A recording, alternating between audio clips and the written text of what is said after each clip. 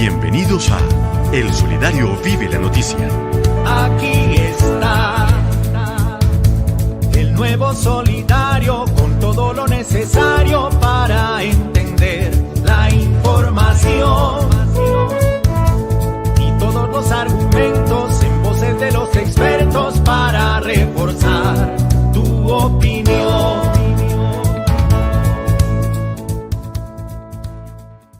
Bueno, y ya nos encontramos listos para iniciar esta segunda hora de Vive la Noticia, pero yo quiero que sea Mauricio quien nos recuerde de qué se trata el tema y qué pregunta ya va a aparecer ahí en nuestras redes sociales para que ustedes vayan participando. Claro que sí, Paula, y a esta hora de la mañana empezamos con El Solidario Vive la Noticia para que estemos actualizados de toda la información. Y como ya lo mencionábamos al inicio de nuestro programa, hoy vamos a hablar del inicio de este mes de diciembre, cómo no empieza el mes de diciembre. Y para esto nosotros, pues por supuesto, vamos a tratar específicamente una mirada desde la coyuntura nacional y mundial. ¿Qué está sucediendo frente a esta situación? Y para eso también queremos invitar entonces a esta hora de la mañana a que escuchemos la parodia musical que nos prepara nuestro compañero Chalo Álvarez para introducir a este programa. Bueno, yo les cuento que ya tenemos aquí en nuestra mesa de trabajo el invitado del día de hoy. Él es Diego Suárez, él es profesional en ciencia política, magíster en estudios políticos latinoamericanos, con más de una década de ejercicios profesionales, cofundador y vicepresidente de la Sociedad de Egresados de Ciencias Políticas de la Universidad Nacional de Colombia, docente y director general del Centro de Investigación para la Participación y la Democracia, CIPADE.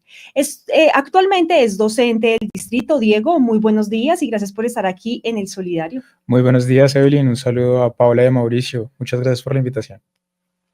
Bueno, Diego, para entrar ya en contexto con el tema del día, que también queremos invitar a nuestros oyentes para que estén ahí súper participativos el día de hoy, y es diciembre nos recibe con una coyuntura política mundial. En este sentido, ¿cómo afecta, Diego, los conflictos internacionales y la estabilidad política y económica global? Bueno, pues yo creo que ya lo hemos vivido todos en muchos sentidos, particularmente, por ejemplo, lo que hemos vivido con los precios del petróleo y el gas. La forma en la que hemos vivido esta volatilidad durante estos 2 años está directamente relacionado precisamente con los conflictos globales, en este caso particular con la situación de Rusia y Ucrania. Cualquier elemento de inestabilidad en la península arábica nos va a generar un montón de inestabilidades porque vivimos en un mundo bastante interconectado, un mundo globalizado, que aunque muchos expertos dirán no es la versión más interconectada que hemos vivido en términos comerciales y tendrán razón en términos proporcionales al PIB, no es precisamente el momento histórico en el que más intercambios comerciales tenemos. Lo cierto es que sí hay una especie de inmediatez en los efectos que pueda llegar a tener decisiones que se toman a nivel global en la realidad concreta de los países. Para poner un ejemplo rápido, gran parte del debate público y político que se da en los Estados Unidos en medio de la elección de este nuevo presidente está estrictamente relacionada con las consecuencias de un hecho internacional como puede haber sido la pandemia y la posterior guerra de Rusia y Ucrania. Entonces, creo que el mundo en este momento está en un momento en el que sus prioridades empiezan a volverse las prioridades nacionales también. De alguna manera, todo lo que está pasando en el escenario internacional empieza a golpear fuertemente los escenarios locales y es una consecuencia apenas natural de un mundo pues extremadamente interconectado como el que vivimos. Claro que sí, Diego. Bueno, Diego, ¿cómo afecta el conflicto en Gaza e Israel la percepción de los derechos humanos, hablando ya pues a un nivel global? Este es un tema que alcanzamos a hablar la última vez que estuve por acá y que es bastante doloroso.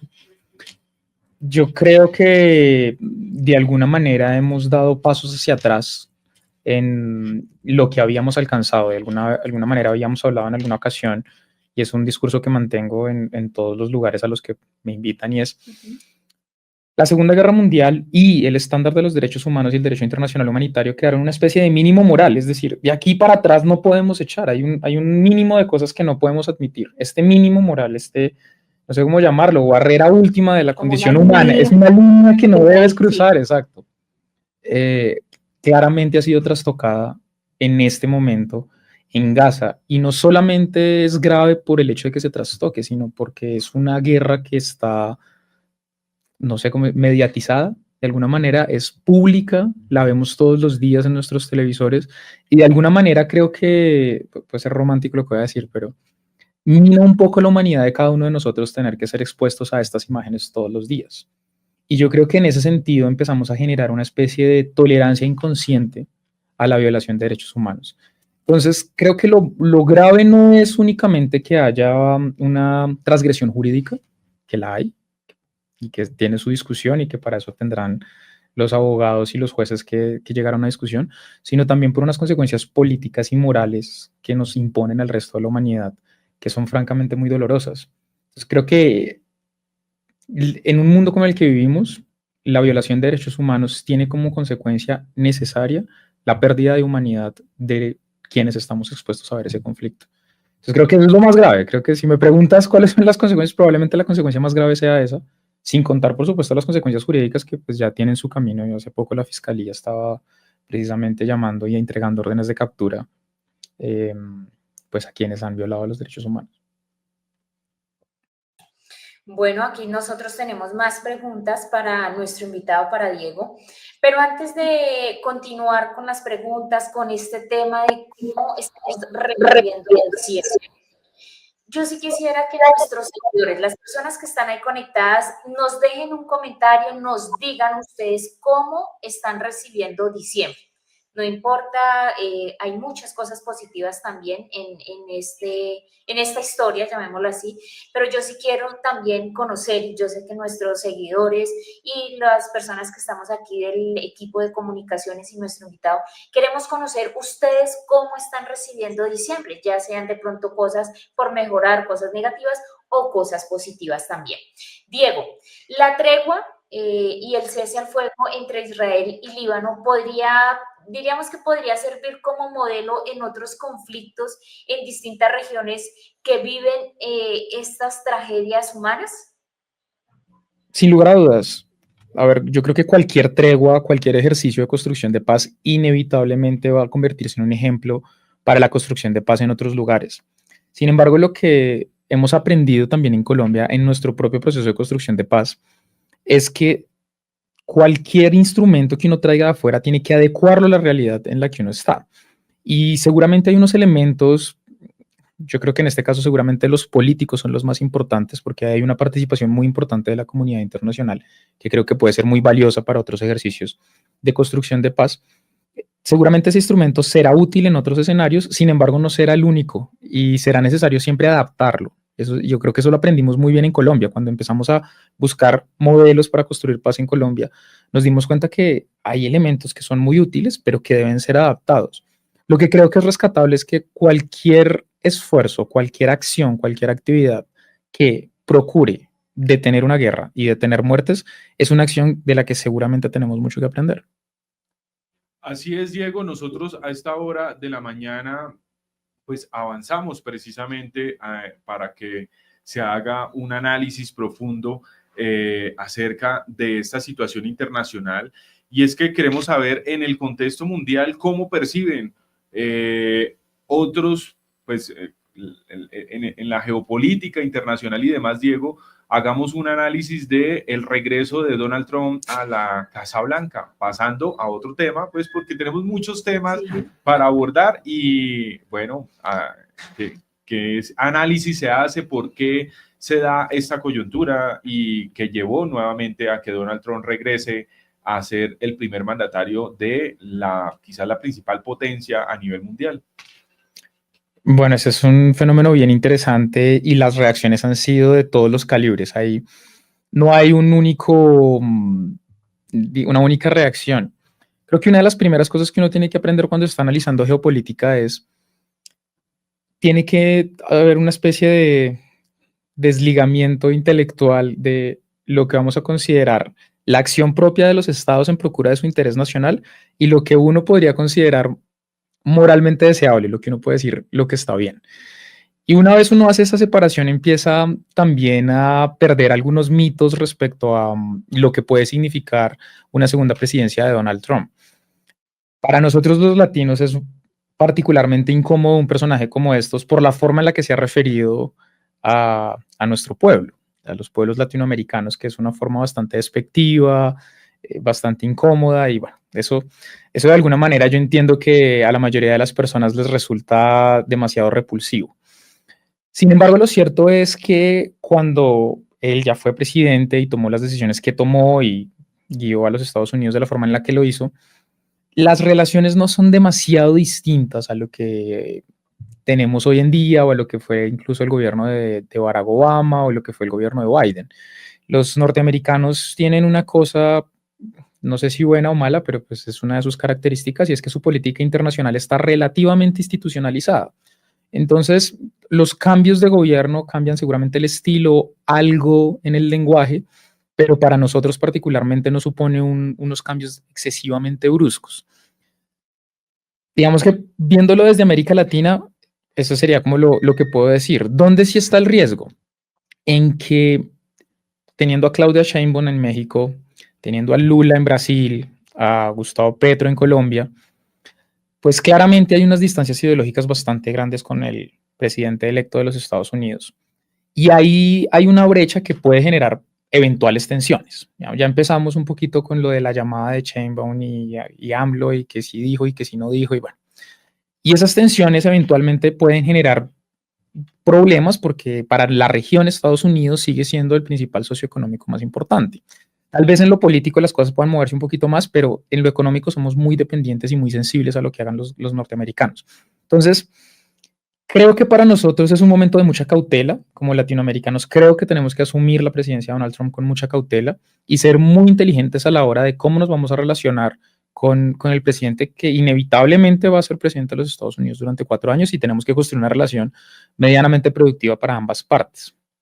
Ahora, a nivel global, pues esto francamente pues fue a mi modo de ver sorpresivo, pero también de alguna manera abre muchas posibilidades a algunos actores y otros que las tienen restringidas. Voy a poner un ejemplo. Europa en general no se siente muy cómoda con la presidencia de Donald Trump, más por un tema discursivo político que por un asunto económico. Pero, por ejemplo, el hecho de que Donald Trump esté en la Casa Blanca a la Unión Europea le abre la posibilidad de crear un margen de autonomía mucho más grande. El mismo Macron, el día que sale electo Donald Trump, dice, aquí tenemos la gran oportunidad para crear nuestro Consejo de Seguridad y montar una competencia a la OTAN. Y bueno, entonces ahí ya se abre un camino interesante para la autonomía de los europeos. Y por el otro lado, por ejemplo, en los conflictos de los que estamos hablando, tanto Rusia-Ucrania como el de Israel con Palestina, pues ahí la recepción también es mixta. Claramente los ucranianos no se sintieron tan cómodos porque ahí sienten que puede peligrar el apoyo, pero de alguna manera los israelíes sienten que ahora tienen todo el apoyo de la Casa Blanca. Entonces fíjense cómo solo ese movimiento empieza a mover todas las fichas en el mapa global y empiezan a ver, pues, de alguna manera abrirse espacios de decisión o abrirse espacios de toma de decisión a los que tenemos que estar atentos para saber cómo nos vamos a posicionar para sacar el mayor provecho para nuestro interés nacional. Diego, seguimos hablando de Trump porque pues obviamente es bastante importante y si quisiéramos saber qué se espera con el conflicto de Rusia y Ucrania y cómo analizar este conflicto que se ha empezado a utilizar armamentos para mayor destrucción. Bueno, creo que en algún momento se alcanzó a hablar de la teoría de escalar para desescalar, que era necesario aumentar la intensidad del conflicto para que precisamente eventualmente bajara. Creo que esa teoría hace aguas hoy en día. Lo que estamos viendo es una escalada y una profundización del conflicto. Y creo que no hay una salida fácil. En este momento, las opciones que están sobre la mesa para Putin, la alternativa de la paz no es una alternativa ya políticamente viable para él. Firmar una paz con Ucrania cediendo los territorios que han conquistado militarmente no sería admisible para el pueblo ruso, como tampoco lo sería para el pueblo ucraniano, es decir, ahí hay un poco no hay un punto de acuerdo, no hay de dónde empezar, no hay cómo negociar, lo único que parece que se avisora es precisamente la profundización del conflicto. Al respecto, hay una cosa que es muy angustiante y es el asunto de las armas nucleares, particularmente ahora que se dio la autorización al armamento norteamericano para poder atacar territorio ruso. Vladimir Putin ha, digamos, amenazado con el uso de armas nucleares por lo menos en 4 o 5 ocasiones. En las 4 ocasiones se ha cruzado la línea roja que le ha puesto y no ha hecho uso de esas armas. Y lo preocupante es hasta dónde va a tener paciencia. Es decir, hasta dónde se puede presionar el gobierno ruso antes de que tomen una decisión de ese carácter, antes de que consideren que su propia existencia está en riesgo. Y eso yo creo que es la gran pregunta y el verdadero problema que tenemos en Ucrania, precisamente en la intensificación de ese conflicto. El uso de armas nucleares es una línea de esas líneas rojas morales que dijimos en el 45, esto no lo vamos a volver a hacer, esto salió muy mal, esto no es una buena idea, y hoy en día está sobre la mesa, lo cual claramente no es para nada tranquilizador, pero tiene que ver precisamente con que en este momento los intereses geopolíticos están tan absurdamente dispares que yo no veo un camino para un posible o eventual acuerdo. Bueno, aquí nosotros seguimos con más preguntas, queremos saber ya cómo va finalizando este año, cómo nos recibe diciembre y nuestros seguidores también están dejando sus comentarios. Carmen Rosa Salamanca nos dice, a ella la recibe diciembre con alegría, a pesar de las dificultades debemos disfrutarlo por nosotros y especialmente por los niños, para que guarden como nosotros ese diciembre de alegría, de unión, de compartir, de amor, el nacimiento de Jesús. El profesor Henry Sarabia también nos dice, acá en Ocaña se recibe diciembre con mucha alegría y parranda y mucha unidad familiar, añorando la paz en esta tierra del Catatumbo. Bueno, aquí nos están dejando sus comentarios que debemos saber a ustedes cómo los va o cómo los está recibiendo diciembre. Bueno, Diego, en este segundo semestre sabemos que pues se realizaron elecciones o se están realizando elecciones en América Latina, donde pues pareciera que nuevamente el péndulo se mueve hacia el centro izquierda, como en el caso de México y Uruguay también. Quisiéramos que nos regalara un poquito como de ese análisis y de cómo se puede pues como ver o realizar esta situación. Bueno, eso es un fenómeno bien particular después de la marea rosa, que recordarán ustedes que es este momento en el que los gobiernos de América Latina giran todos a la izquierda, Bachelet, el primer gobierno de Lula, Chávez, Correa, bueno. En realidad, estos movimientos llamémoslos progresistas o subalternos, tuvieron más un éxito simbólico y yo creo que en ese escenario siguen moviéndose los éxitos precisamente de este sector político, más no en términos, llamémoslos materiales o de consolidación de ese proyecto. Me explico. De alguna manera, desde los años 2000, desde principios del siglo XXI, lo que ha pasado es que ha habido un acuerdo sobre el modelo económico. Si bien hay un fuerte cuestionamiento al neoliberalismo por parte de este sector político, no hay un cuestionamiento al capitalismo como modelo económico. De alguna manera se aceptó que el capital y el mercado va a ser la forma económica de todos los países de América Latina, independientemente elijan ustedes el presidente o el líder de izquierda que ustedes quieran en toda América Latina. Tal vez el más contestatario con el modelo económico fue Hugo Chávez y ya ven ustedes cómo terminó. Entonces, esta especie de acuerdo sobre lo económico ha permitido que este sector político capture nuevos electorados en función ya no de una propuesta económica, sino en función de una propuesta ya de carácter político y de un carácter simbólico que a mí me resulta muy interesante. La forma, por ejemplo, que vimos, porque además lo vimos en carne propia, la forma como Gustavo Petro se posesiona en Colombia es muy particular y está llena de simbolismo, si ustedes se fijan. Está, por supuesto, el asunto de la espada de Bolívar, está, por supuesto, el propio discurso, lo que él está tratando de transmitir. Y si ustedes empiezan a revisar lo mismo en América Latina, lo que van a encontrar es eso, el simbolismo de un grupo político históricamente excluido, en muchas ocasiones que alcanzó a tomar las armas. Recuerden ustedes que en el partido de Lula, pues tenemos a un montón de personajes, la misma Dilma Rousseff, que estuvieron en movimientos guerrilleros. Entonces, es precisamente creo que el valor simbólico que se está dando en este momento es posible que ese sector político gobierne, esté en el poder y digamos que haya una especie de cambio en el discurso. ¿Esto ha supuesto un cambio en los modelos económicos de desarrollo de esos países? Pues la verdad es no. La verdad es que no. México sigue siendo el, no sé, productor de los norteamericanos, de las empresas norteamericanas, la gran maquila del mundo. Uruguay sigue produciendo de la misma manera, sigue teniendo sus relaciones comerciales con Brasil y con Argentina. No es realmente un cambio de fondo como el que se estaba pensando otrora en los años 80 o en los años 70. Y eso, de alguna manera, creo que puede explicar por qué eventualmente las personas que hacen parte de estos movimientos terminan desilusionándose, y por eso empezamos a ver movimientos pendulares de izquierda a derecha, que un país va para un lado y va para el otro, y luego uno no logra entender cómo un día le votan a uno a Cristina Fernández de Kirchner, al otro día le votan a uno a un tipo como Milei. Entonces, ¿pero qué les pasa a esta gente? Son como eclécticos. Bueno, tiene que ver precisamente con que en realidad de fondo esos proyectos políticos siento yo que no han logrado construir una propuesta coherente para la sociedad, y de alguna manera se mueven más en el universo de lo simbólico más que en el universo de lo material.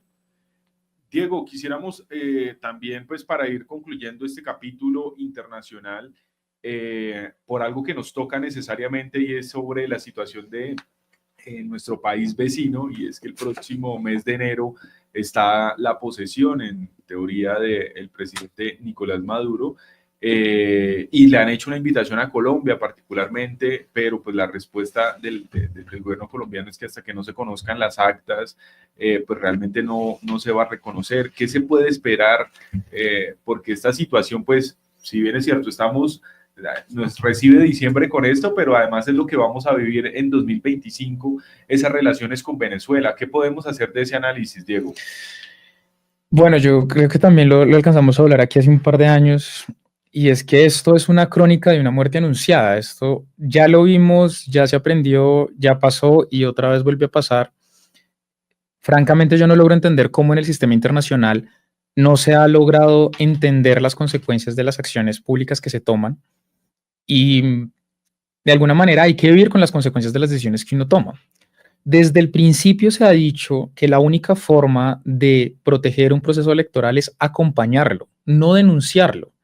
¿Sí? Yo no puedo saber si, miren el ejemplo de las anteriores, no las más recientes, sino las anteriores de hace 5 años, cuando el señor Maduro se presenta a la candidatura presidencial.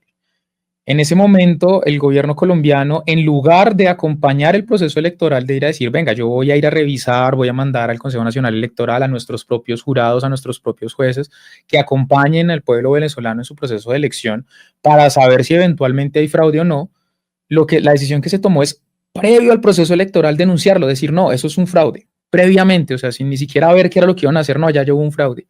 Esa deslegitimación del proceso electoral hace que la democracia quiebra porque de alguna manera no es confiable el proceso electoral. Si ustedes se fijan, lo que pasó en las últimas elecciones es 3/4 partes de lo mismo.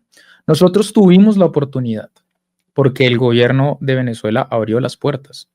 Dijo, no admito una comisión de la OEA porque ellos tienen unas distancias muy grandes con el gobierno de los Estados Unidos. Pero dijeron, no tengo problema con una comisión de países de la comunidad andina. Hubiera podido ir Ecuador, Colombia, Brasil. Es más, incluso aceptaron hasta la presencia de Argentina dentro del mismo proceso electoral para acompañar el proceso electoral. Si yo tengo testigos que están en el proceso electoral, identifican un fraude, puedo denunciar el fraude porque tengo las pruebas. El problema en el que nos encontramos ahora es que, yo no sé por qué, con una arrogancia gigante me parece a mí, toda la comunidad internacional decidió que iba a dejar a Venezuela totalmente sola a la hora de hacer las elecciones. Y la consecuencia de eso es que ahora estamos totalmente ciegos. No sabemos qué fue lo que pasó. No tenemos idea. Claro, lo más razonable y lo que uno podría llegar a proyectar es que seguramente hubo fraude. El problema es que no tenemos las pruebas. Y la razón por la que no tenemos las pruebas es porque fuimos de una arrogancia increíble al no decir, oiga, puedo mandar mis propios testigos a acompañar el proceso electoral. Y eso hace que tengamos este problema que tenemos ahora. Entonces es como una bola de nieve que va creciendo y ahora nos va a aplastar. No tengo claro qué pueda llegar a pasar en enero, porque además Edmundo ya dijo que iba a volver a Venezuela a tratar de posesionarse de él. Una doble posesión presidencial nos vuelve a dejar en la situación como nos dejó con Guaidó, que ya es una cosa bastante crítica y compleja. Y la posición de la comunidad internacional ha sido bastante torpe. Entonces, francamente, nosotros como colombianos, que somos probablemente uno de los más afectados, creo que tenemos toda la autoridad moral para decir que aquí la comunidad internacional actuó mal otra vez. Que el problema de Venezuela es que reiteradamente cometemos errores. Y una vez aceptado el problema, tomar, como decía mi abuela, el toro por los cuernos y tomar una determinación de cómo vamos a apoyar al pueblo venezolano, bien sea buscando un nuevo proceso electoral, buscando una salida negociada o buscando cómo con el gobierno que logre legitimarse, cualquiera de los dos que sea, poder sacar de la crisis político-social en la que se encuentra Venezuela. Lo único que alcanzo yo pues a ver, con mucho pesar además, porque era muy previsible que esto pasara después de las decisiones que se tomaran. Bueno, Diego, y ya hablando en el caso de nosotros los colombianos, diciembre nos recibe con unos indicadores económicos muy particulares. En ese sentido, Diego, ¿cuál es la situación actual de desempleo en Colombia y qué medidas se están tomando para reducirlas? Bueno, el desempleo está en un número, esto es curioso. Yo recuerdo mucho que cuando Juan Manuel Santos estaba en el poder, el mayor éxito de su gobierno fue lograr reducir el desempleo a un solo dígito. El gobierno actual de alguna manera lo ha logrado, lo mantiene. Es posible que llegue a 10.2, 10 algo, sí, eso es posible. Pero en términos generales hemos logrado mantener un solo dígito de desempleo, lo cual en cualquier gobierno histórico de este país es un logro gigantesco. Pero de alguna manera se ha empezado a presentar en la opinión publicitada de alguna manera como un gran fracaso. Y eso en alguna manera es injusto. Es injusto porque en realidad lo que estamos viendo, por lo menos en el indicador de desempleo, es que vamos relativamente bien. No es un éxito, claramente no es lo que desearíamos. Una economía de pleno empleo es una economía que ronda en una tasa de cerca del 4, 5, 6%. Nosotros estamos en el 9, que es un número bastante mayor, es más del doble. Pero digamos que de alguna manera estamos en nuestro rango histórico, pues si uno quita la pandemia, por supuesto, eliminando el rango de la pandemia, estamos más o menos en nuestro rango histórico, lo cual nos dice que aún estamos ahí en el promedio, por lo menos en el indicador de desempleo. Los otros indicadores son un poco más complicados, particularmente el índice de crecimiento económico.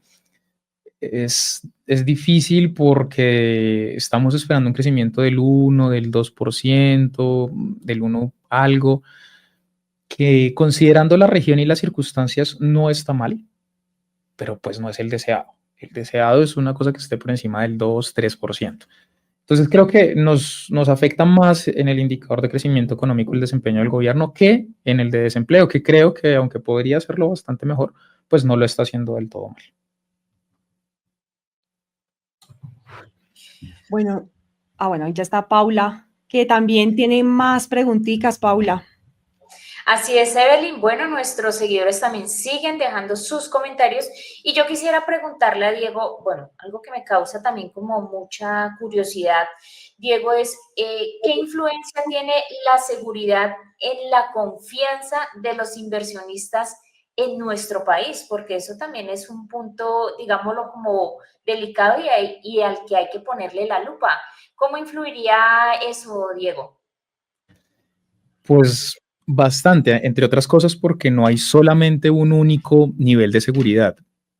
Cuando hablamos de seguridad tendemos a pensar siempre en la seguridad física. Normalmente la protección de la integridad y de las propiedades en esto se suele concentrar. Sin embargo, cuando estamos hablando de inversión, hay otros elementos de la seguridad que son muy importantes. Por ejemplo, la seguridad jurídica tiene un peso muy importante, la seguridad política tienen pesos dentro de la toma de decisiones a la hora de generar inversión. Si ustedes miran así por encima los datos de inversión extranjera en Colombia, van a darse cuenta que está estancada tendiendo a la decreción, a caer. Y entonces uno se asusta, uno dice, no, pues esto ha de ser que el gobierno no está tomando las medidas adecuadas, pero cuando uno mira con lupa el dato, se da cuenta que lo que realmente está cayendo es la inversión en hidrocarburos. ¿Y qué está pasando en el sector de hidrocarburos? Que el gobierno no ha hecho una comunicación asertiva de la política de hidrocarburos del país y por lo tanto eso lo percibe la inversión extranjera como una especie de inseguridad política, inseguridad sobre cuáles van a ser las políticas públicas que se van a colocar a futuro y una eventual inseguridad jurídica. Digamos, llamémoslo fallo de comunicación, o más bien reto de comunicación, es la que realmente está jalonando la inversión hacia abajo. Pero si se miran otros sectores, lo que se está viendo es un crecimiento que, claro, no compensa la pérdida que estamos teniendo en la inversión en el sector de hidrocarburos, porque claramente ese es el sector en el que recibimos mayor inversión, de lejos por muchísimo. Entonces, creo que uno de los elementos que le podría servir mucho al gobierno ahora para pensarse el problema de la inversión extranjera es pensar la seguridad como un hecho integral. No solamente necesitamos garantizarle al inversor extranjero una seguridad física o una seguridad sobre sus propiedades, sobre sus bienes, sino además una seguridad seguramente jurídica, una seguridad también política, unos estándares, digamos, de tranquilidad, unos mínimos niveles de eficiencia a la hora de responder los requerimientos que tenga. Y creo que ese concepto de seguridad es mucho más útil a la hora de atraer inversión extranjera que el único elemento, digamos, de la seguridad física punitiva, además, que suele ser el que más peso tiene en esta discusión. Creería que de alguna manera el gobierno ha intentado implementar eso. Creo en ese aspecto en particular que la inercia institucional lo ha llevado a tomar decisiones diferentes a las que originalmente había puesto sobre la mesa en campaña. Bueno, nosotros vamos a hacer una pequeña pausa a todos nuestros asociados y oyentes, una pequeña pausa institucional, pero ya regresamos aquí con nuestro invitado del día de hoy, con Diego Suárez. Ya regresamos con El Solidario.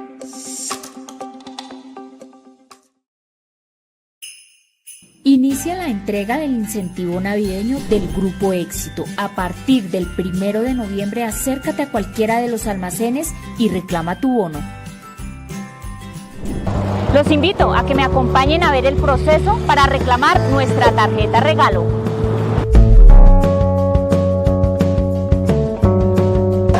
Acércate a alguna de las cajas del Grupo Éxito. Muy buenos días, para reclamar mi tarjeta regalo con el convenio 1550. Buenos días, ¿me permite su cédula, por favor? Recordamos a todos nuestros asociados que la cédula se debe presentar en físico. Gracias. El saldo nos lo indicará la cajera de acuerdo a la antigüedad que nosotros tengamos en nuestra cooperativa. Te entrego sus documentos y su tarjeta. Después de haber reclamado nuestro bono regalo, nosotros vamos a firmar un voucher de recibido. Recuerda que después de haber reclamado tu tarjeta regalo, la puedes hacer redimible en cualquiera de los almacenes del Grupo Éxito, en Surtimax, Carulla, Superinter y por supuesto en Almacenes Éxito.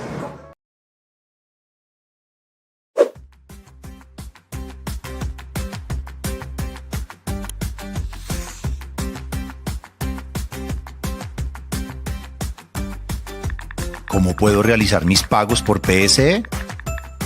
Así te puedes ahorrar largas filas y lo mejor, lo puedes hacer desde la comodidad de tu casa. Desde cualquier dispositivo, ingresa a www.cootradecum.com. En la sección del portal transaccional, ingresa con tu identificación y contraseña. Si no tienes una, haz clic en recordar clave y sigue los pasos. Ya en tu portal transaccional, ingresa a Pagos y Transferencias y haz clic en el botón Pagos. Lee atentamente las instrucciones. Selecciona la obligación que deseas pagar y haz clic en el botón Siguiente. Selecciona en forma de recaudo la opción PSE y haz clic en el botón Siguiente. El portal transaccional te llevará al canal de recaudo, donde debes seleccionar el botón de PSE y luego Continuar. Deberás verificar y diligenciar los datos personales por seguridad. En la sección de Entidad Financiera, selecciona tu banco y haz clic en el botón Continuar. Y te redireccionará al portal bancario y deberás seguir el proceso. Y listo, así de fácil y seguro es realizar tus pagos por PSE.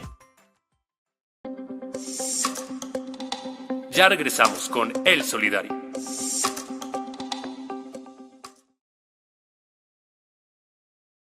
Bueno, nosotros retomamos acá la entrevista con nuestro invitado del día de hoy, Diego Suárez, y estamos hablando de cómo nos recibe diciembre, Diego, y resulta que en este mes de diciembre empieza la negociación del salario mínimo, que si bien es cierto, permite en muchas ocasiones ser base para otros incrementos que se presentan en distintas situaciones y demás. Pero bueno, ¿qué proyecciones económicas se tienen? Ya usted nos hacía un abrebocas de cómo estaba el tema inflacionario, que es uno de los puntos que se tiene en cuenta en esta negociación.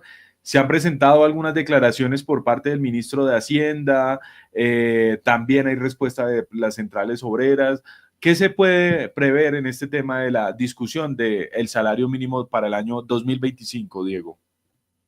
Pues Mauricio, en ese tema siempre uno lo que hace es como tratar de avisorar una especie de horquilla, porque al final la negociación es a veces tan compleja que finalmente uno no logra tener como alguna claridad previa, sobre todo porque aún nos faltan datos concretos, no tenemos el dato final de inflación, no tenemos el dato final de desempleo, no tenemos el dato de crecimiento, tampoco tenemos el dato de productividad. Todos esos van a salir la primera semana de diciembre. Y en esta primera semana de diciembre vamos a tener un poco datos claros de cuál es la salud económica, de cuál es la realidad de la economía colombiana, y de alguna manera con eso claro, con eso sobre la mesa, ya uno puede empezar a decir, bueno, esto puede avanzar en tal o cual sentido. Independientemente de la realidad técnica económica, lo cierto es que la negociación del salario mínimo tiene un componente también político. Y dentro de ese componente político es donde en realidad está, digamos, la mayor incertidumbre. ¿Por qué? Porque los gremios, las empresas, de alguna manera ya han empezado a insistir en que un aumento desmesurado del salario mínimo es inconveniente, que ya se vieron las consecuencias de haber subido el año pasado el 12% y que, dicen los empresarios, gran parte de la inflación que tenemos hoy en día se debe precisamente a un aumento desmesurado del salario mínimo. Además de eso, insisten en que como no hay información clara, no sería pertinente tomar una decisión, pero los datos indican que más o menos nuestra inflación esta será cercana al 6, entre el 6 y el 7 más o menos, entonces que ellos creen que sería prudente un crecimiento de más o menos 7%, sería una cosa ideal para los empresarios. Por otro lado, por supuesto, los sindicatos están en una posición que dicen que el mínimo debería ser 2 dígitos, es decir, al menos un crecimiento del 10%, en una lógica que tiene cierto grado de sentido, y es que históricamente, a pesar de que ha aumentado la productividad, la forma en la que los rendimientos de esa productividad se distribuyen ha sido de manera desigual, en el sentido de que los trabajadores reciben proporcionalmente menos ingresos del crecimiento que hemos tenido en productividad, mientras que el empresario recibe proporcionalmente más del crecimiento de productividad. Entonces, en ese sentido, creo que ahí es donde está realmente la tensión. Y esa tensión es la que nos va a hacer muy difícil avisorar o determinar con relativa claridad dónde va a estar el salario mínimo. Si me pregunta Mauricio, yo aquí haciendo de gurú y con todas las probabilidades de error que tengo, creería que debe estar entre el 8 y el 10%, siendo pues esa como mi rango esperado de la cifra para el aumento del salario mínimo. Bueno, Diego, ahora hablemos de esa política nacional. ¿Cómo le fue al gobierno este año, lo que tiene que ver con la agenda legislativa y las reformas sociales? ¿Qué podemos decir? Un balance. Bueno, este año ha sido muy traumático para el gobierno nacional. Creo que se ha metido en más escándalos de los que debería.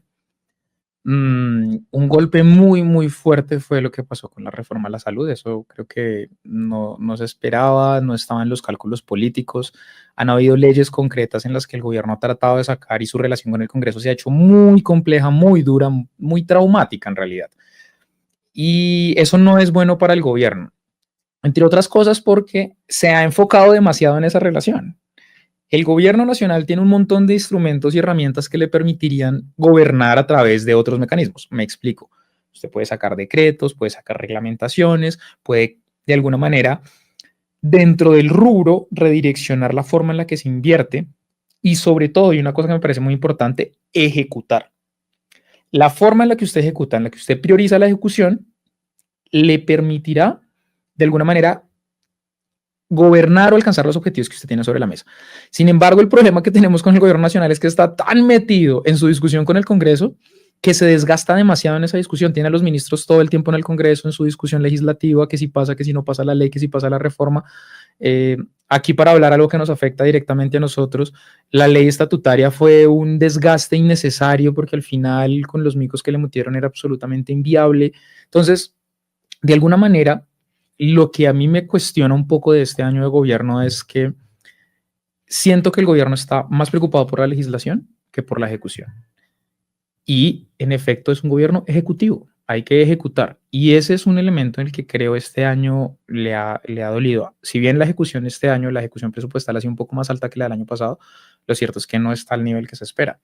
Entonces creo que es más agrio que dulce el balance para el gobierno nacional precisamente por estar metido en tanto escándalo. Y creo que lo de Armando Benedetti y Laura Sarabia de ayer antier no ayuda, pero nada. Entonces, esperemos que de alguna manera el final de gobierno y los últimos decretos, las últimas resoluciones que puedan sacar ahorita le permita enderezar un poco el rumbo, porque sí me tiene un poco preocupado de estar metido en tanto escándalo en lugar de estar preocupado por gobernar, que es lo que realmente cambia la vida de la gente. Así es, Diego. Bueno, aquí hay muchos factores que nos tienen preocupados a todos los colombianos y yo quisiera preguntarle por algo muy importante, la paz total. Esta pues ha sido una de las principales apuestas de este gobierno y eso ha llevado a las instalaciones, de varias mesas de negociación. ¿Será, Diego, que para este mes de diciembre se logra un cese al fuego y el próximo año algún acuerdo de paz? ¿Será que sí va a ser posible? ¿Cómo ve usted? ¿Qué opina de este tema de la paz? Algo muy importante para nuestro país. No, es que con esa pregunta lo primero que decimos es un cese de fuego ¿con quién? Porque es que tenemos como 20 grupos armados y no sabemos bien qué quieren o para dónde van.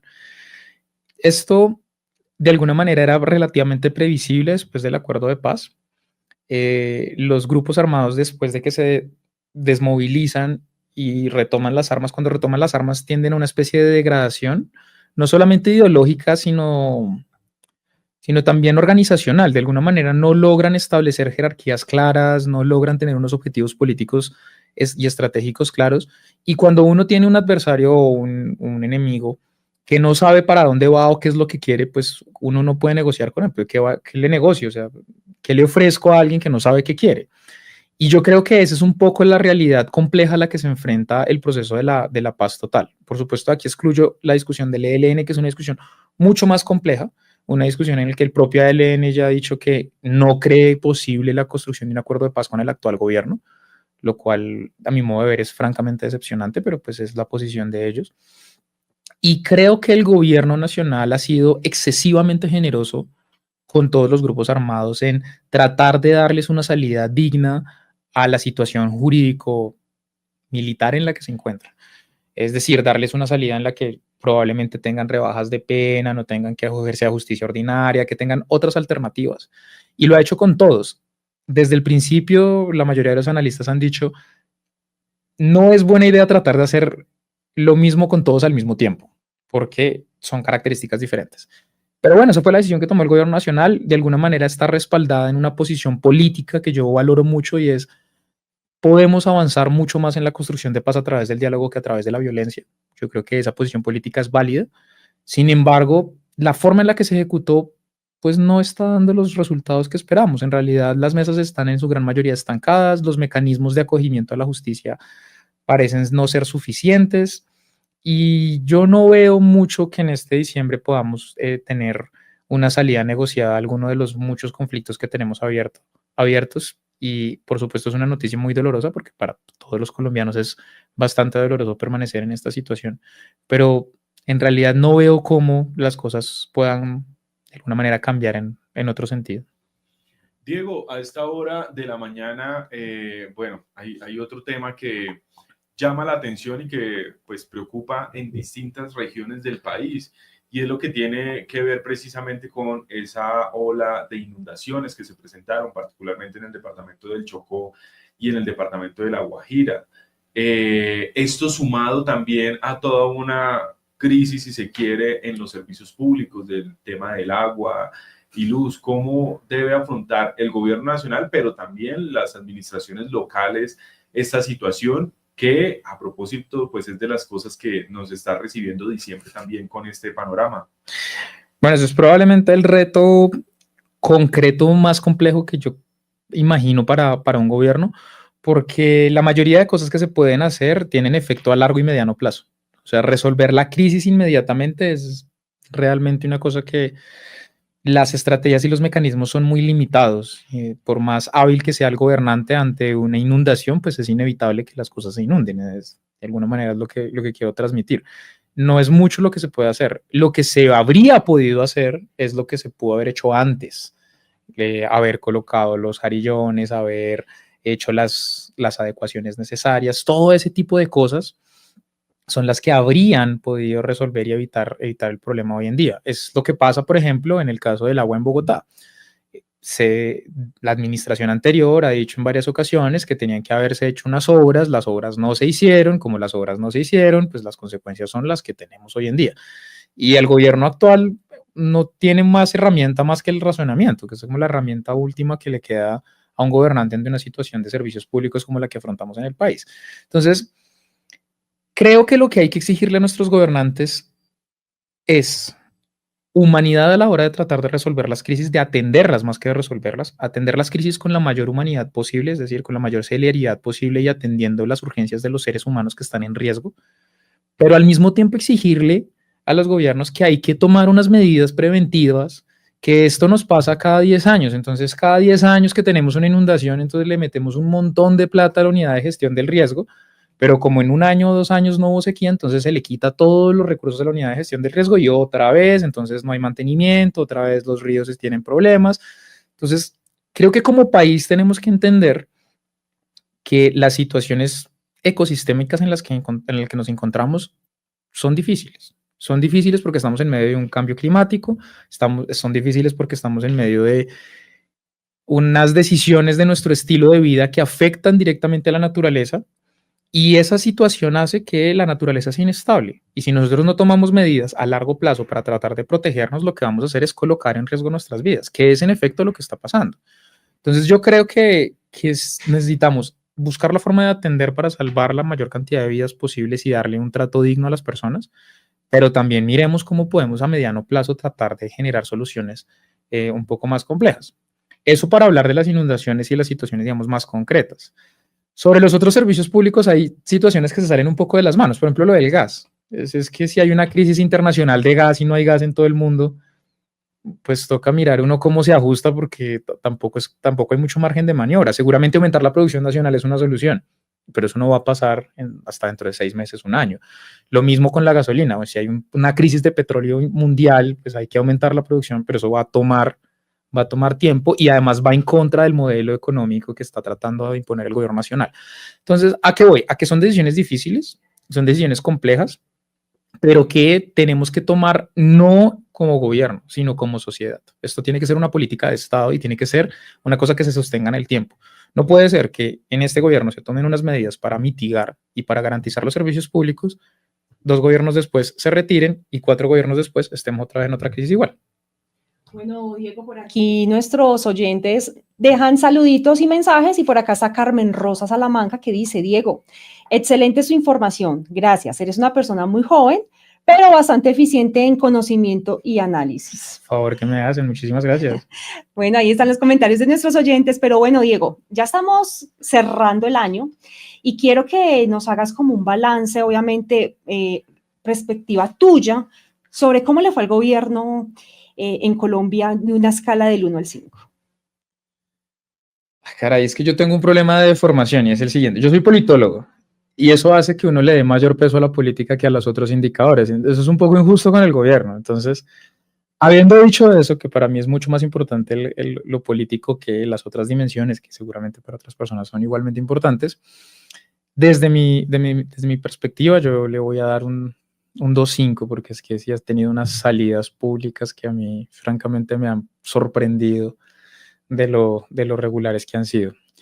Entonces sí, creo que en otros elementos sí le va mucho mejor. Creo que de pronto en política de vivienda o de pronto incluso en la misma economía creo que uno podría darle una calificación menos dura, pero es que esencialmente en lo político el gobierno ha fallado bastante, creo yo. Humildemente, ¿no? No sé. Pues claro, es que es muy difícil. Yo lo he mencionado algunas veces. yo tiendo a ser empático con los gobernantes porque no es fácil sentarse en la silla grande. Claro, uno desde acá ve que cometen errores, que se equivocan, que son torpes, que a veces salen con salidas impertinentes, como por ejemplo lo de quitarle la visa a los británicos.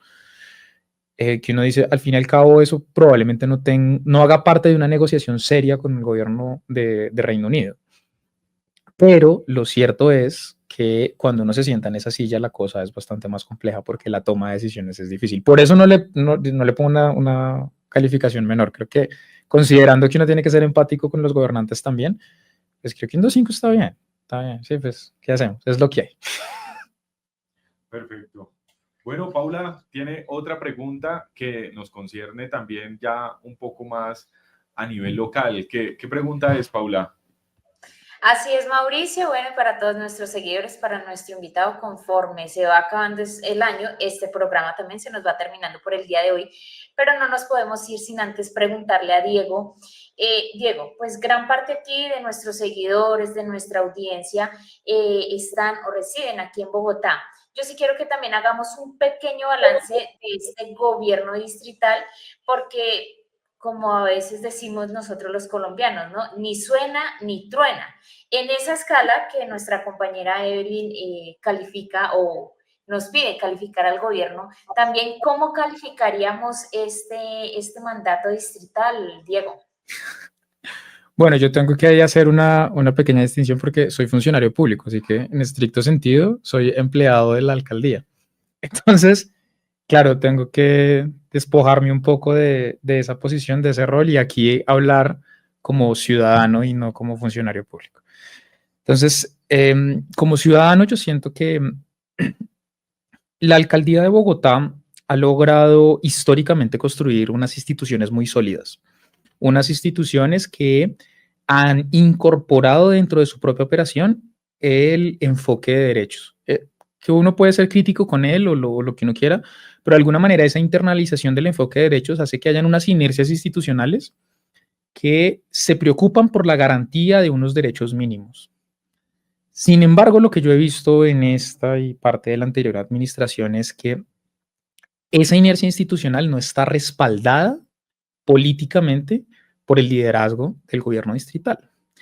Y eso hace de alguna manera que las instituciones que se han construido para tener una vocación de cuidado, de protección, de garantía de derechos y todo este tipo de cosas, empiecen de alguna manera a no sentirse respaldadas y a ser tímidas a la hora de implementar esas políticas y esos ejercicios. Entonces, me parece que la alcaldía de Bogotá, de alguna manera, por estar concentrada seguramente en las crisis, le doy el beneficio de la duda, ha descuidado otro conjunto de acciones que ya eran casi que propias de la alcaldía de Bogotá, propias de su propia entidad institucional, que tienen que ver con el cuidado, que tienen que ver con una apuesta muy fuerte por la educación, por una apuesta muy fuerte por la garantía de derechos básicos, y eso se ha estado perdiendo. No me refiero en concreto a este gobierno, sino que en los últimos gobiernos, quienes han estado al frente, no han respaldado ese enfoque de derechos que se ha construido institucionalmente en Bogotá, seguramente desde 1993, que es nuestra primera elección popular de alcaldes. Entonces, creo que ahí es donde más un poco nos puede llegar a doler la alcaldía. Ahora, habiendo dicho eso, también es cierto que es un poco lo mismo que le pasó a Claudia. El personaje, el actual alcalde, llega y se enfrenta a una crisis muy complicada como es la crisis del racionamiento de agua. Entonces es muy difícil evaluar efectivamente cómo es su toma de decisiones o cuál es el proyecto político que tiene cuando está apagando incendios. Era lo mismo que le pasaba a Claudia. Llega al gobierno y tiene una pandemia y entonces no tiene uno cómo evaluar efectivamente qué es lo que quiere hacer porque está un poco obligado por las circunstancias. Entonces yo en mi humilde forma de hacer análisis y de ser, dicen mis compañeros, demasiado empático con los gobernantes, sí quisiera darle un compás de espera al gobierno distrital para ver cuál va a ser efectivamente la implementación de su proyecto político. Sin embargo, pues lo que digo, yo siento que los gobernantes no respaldan efectivamente el enfoque de derechos que sí tiene la alcaldía institucionalmente. Y ahí sí salvo pues a mis colegas funcionarios públicos que creo que hacen un buen trabajo en la alcaldía, se esfuerzan, pero bueno, dependen de otros tomadores de decisión. ¿Y la calificación de 5?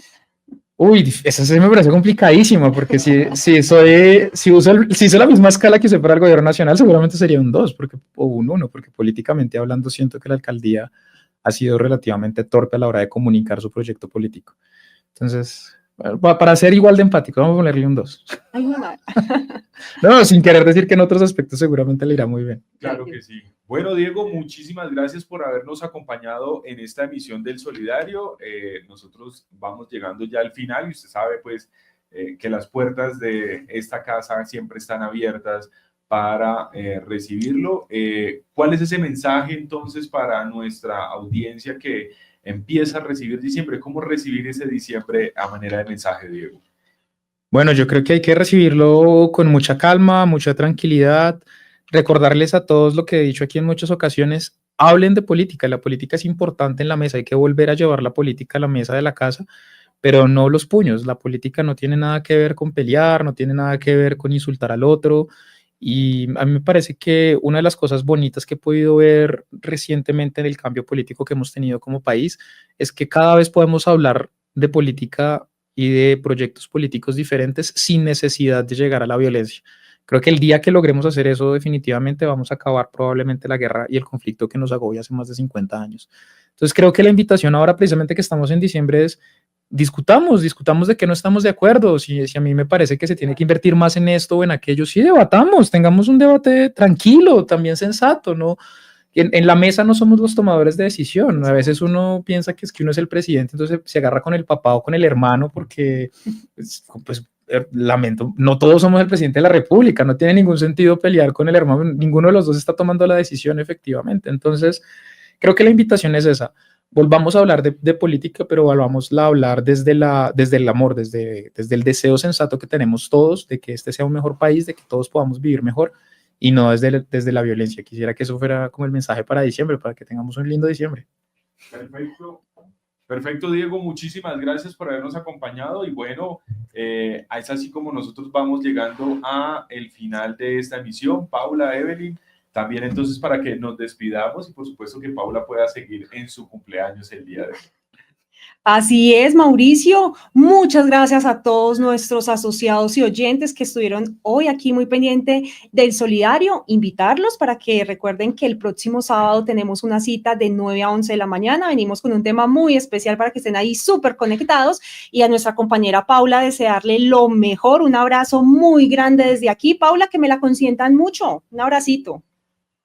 A ustedes, compañeros, mil gracias por esos deseos. Sé que ese afecto es de todo corazón. A nuestros seguidores también muchísimas gracias, mil gracias inmensamente por cada uno de esos deseos que ustedes me han compartido el día de hoy, y pues para mí también es muy satisfactorio, ya lo decía, poder compartir una fecha tan especial con todos ustedes, mis seguidores, que aunque estamos lejos, yo sé que lo siento aquí muy cerquita. Entonces, mil gracias por todos esos deseos. A nuestro invitado también muchísimas gracias por habernos acompañado el día de hoy, y ya lo decía nuestra compañera Evelyn, recordarles porque el próximo sábado vamos a tener un programa súper especial. Ustedes no se lo pueden perder, tienen que compartirlos, y les voy adelantando, vayan alistando una velita, porque tiene que ser algo muy especial, tiene que ser la mejor velita, el mejor deseo, el mejor mensaje. Entonces, para que ustedes también junto con nosotros se vayan preparando para el próximo sábado, que tendremos un programa muy especial. A todos nuestros seguidores, muchísimas gracias por habernos acompañado el día de hoy. Desearles, como siempre, que tengan un feliz y bendecido fin de semana. Hasta luego.